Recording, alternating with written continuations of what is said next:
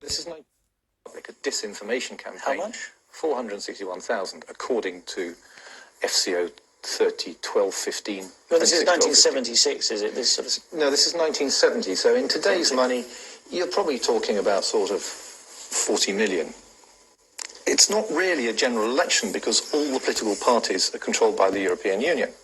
The Conservatives have been EU-controlled since the 1960s, the Labour and Lib Dems since 1985. Okay. In 1943, von Ribbentrop held the first summit of the European Union. He was a German chancellor, wasn't he? Or... Yes, deeply involved with Nancy Astor and the royal family, our royal family. The Gotha Saxe-Coburgs. Correct. Otherwise known as Windsor. Correct. The Germans. The more enlightened members of the Nazi High Command had a meeting with big German companies included, like IG Farben, where they commissioned the European Union to carry forward German ambitions, because they could see defeat looming. And Hitler himself commissioned the Deutsche Verteidigungsdienst Intelligence Department to control future development of the European Union. And in 1946, that one change you wanted to know about, you couldn't sell Nazism to anyone in 1946, so they switched the European Union from a Nazi to a communist basis, and it's been communist ever since. Let me just give you an example of the power of the Bilderbergers. Okay.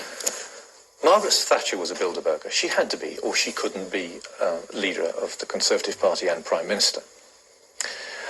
But she was a naive Bilderberger, and towards the end of her reign, she realized that the Bilderbergers were building the EU dictatorship, and she made her Bruges speech, and she switched side. She actually came onto our side. Within 2 months, she was out on the street, and a compliant Bilderberger, John Major, in her place.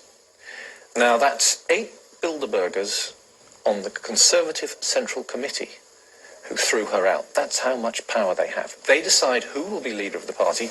They decide who we can vote for, and we can only vote for one of them. I use the term justice loosely because this is the court of justice that when Martha Andreasen was fired for revealing the fact that the European Union cannot account for 95% of its expenditure.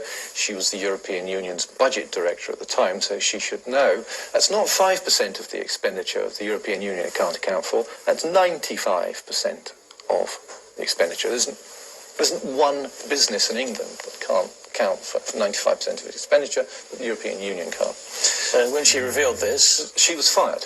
And wasn't her pension removed as well? The European Court of Justice held that because she had told the truth, her firing was right and proper, and she had forfeited her right to her pension. Not a lot of people are aware that the European Union is a military dictatorship, and there's scores of clauses all through the 6 treaties. For example, page 39 of Lisbon, clause 10A, C3. Member states shall make civilian and military capabilities available to the European Union. Member states shall undertake progressively to improve their military capabilities. So we're looking at 3 unelected politburos controlling the nuclear weapons of the former nations of Britain and France. And when you put dictators in charge of armies, you always get war. Well, we're doing quite well in any event, aren't we, in terms of wars? You know, we're having quite a few. Yes. Unless you notice. Yes, but I think we're talking on a much larger scale here. Really? Yes. We're being trained. The government is training us to dislike Muslims and Arabs. That tells us where their first war's going to be. Well, Iran, is that what you're saying? Yeah. The Middle East. I'm quite sure of it. It is quite a shocking set of statistics and information, isn't it, this? I mean... Yes, and the most stunning thing of it is it's all written down and signed by the Queen. Corpus Juris puts the government above the law. The police have shot dead 30 people since 1992, including that electrician. Jean-Charles de Menezes. Yes, he was the highest profile case. Yeah. They've also killed, according to their own records, which they publish as PDF documents, so you can read them, in custody, the police since 1992 have killed no less than 1,100 people. That's 30 shots. That's the British police? The British police, yeah. This is in Scotland, Wales and Northern Ireland? Correct, yes. And England, yes. Yeah. Not one successful prosecution has ever been brought against the police for any of these murders and deaths. Why? Because under corpus juris, the government is above the law. So it is now practically impossible to prosecute a policeman for anything. Well, von Ribbentrop was having an affair with Nancy Astor. That's fine, they're both dead. Yes. And the Cliveden set, Mosley, the leader of the British Union of Fascists. Yes, gone. Yep. And the royal family were all very much together. They were all Nazis. Germans. The royal family, as you very well know, is German. It was George III who took over from the Stuarts in 1750, was it? Something like that. And they are a German family, and they spoke only German until this century. And the king, which king was it? It was Edward VIII, who... He was the wartime king. He was, well, no, it was George VI. Sorry. Yep. He Right. was forced to abdicate with Mrs. Simpson as the excuse. Yeah. Because he was too rabid a Nazi to be allowed to be king when we were going to war with Hitler. And the whole family were Nazi. With the one exception of George VI. No one ever thought he was going to be king because he stuttered and he was a bit further down the list. And so they didn't bother to indoctrinate him in Nazi principles. And so he came to be king, and he and Churchill did a bang-up job in keeping us free for another 60 years.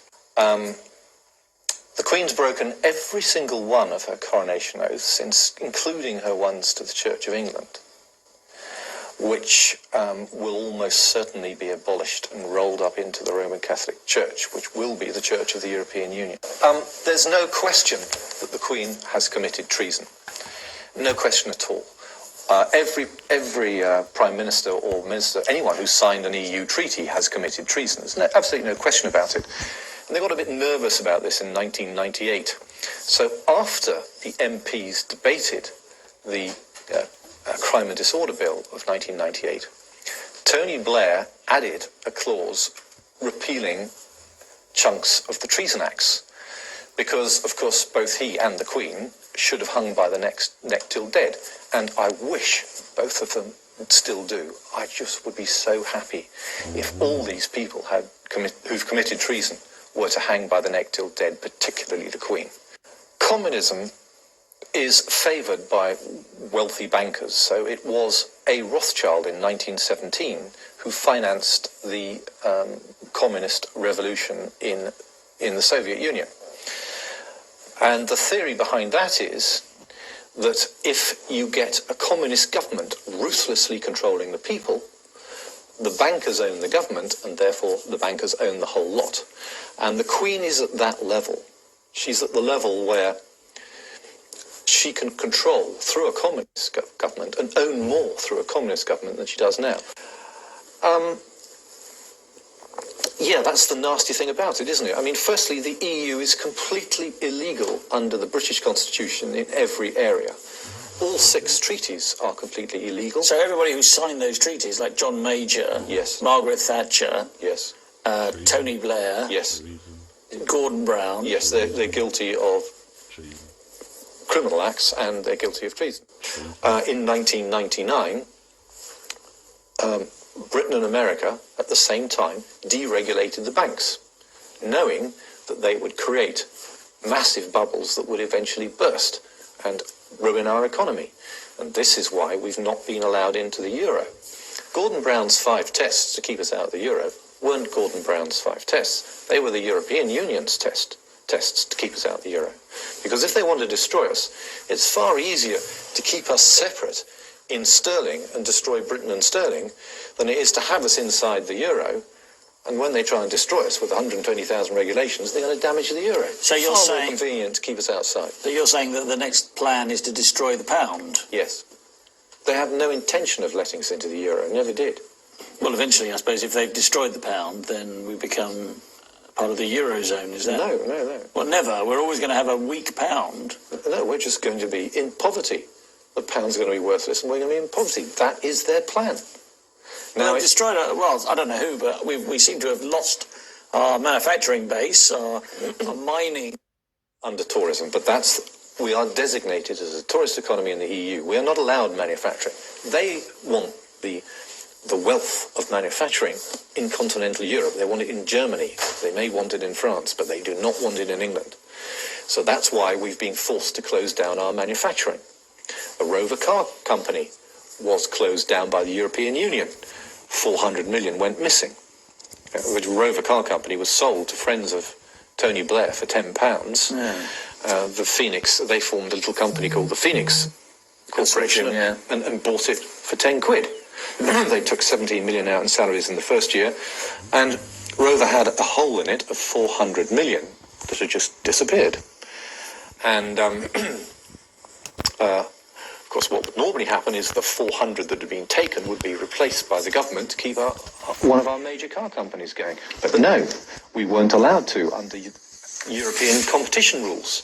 Now, these competition rules do not apply in Europe. Renault and Citroën can have as much aid as they want. But we're Britain. It's Britain that has to be destroyed. It's Britain that's not allowed a manufacturing industry.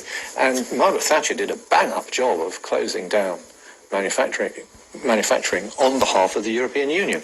It was her job. In Europe, then, in this plan, who is number one?